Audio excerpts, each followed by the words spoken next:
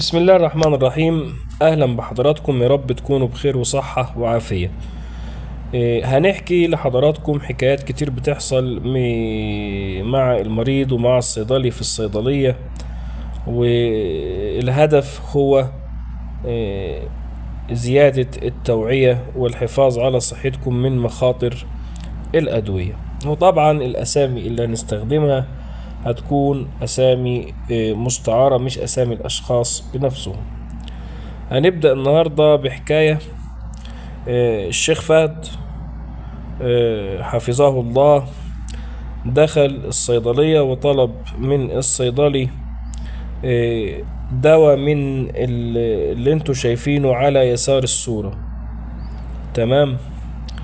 اللي هم في الحقيقة دواء واحد بس بأسماء مختلفة، وفي غيرهم أيضا يحمل نفس المادة.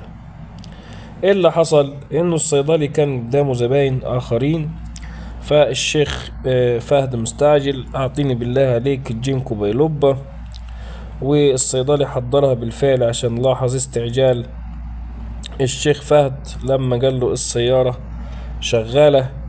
لكن يعني كان المفروض الشيخ فهد يطفي السيارة وينتظر لحد ما يشوف الصيدلي عايز يقول له ايه. الشيخ فهد انتظر، بس انتظر يعني وهو متعصب وهو مستعجل. والصيدلي خلص من العميل اللي قبل الشيخ فهد، واهلا بيك يا شيخنا، ما تزعلش مني ان انا اخرت حضرتك، بس انا لازم اسألك بعض الاسئلة عن استخدامك لهذا المنتج. واتضح ان الشيخ فهد بيستخدم ايضا الاسبرين، اللي هو واحد من الادوية اللي انتوا شايفين صورها على يمين الصورة. فالشيخ فهد قال له ايه المشكلة؟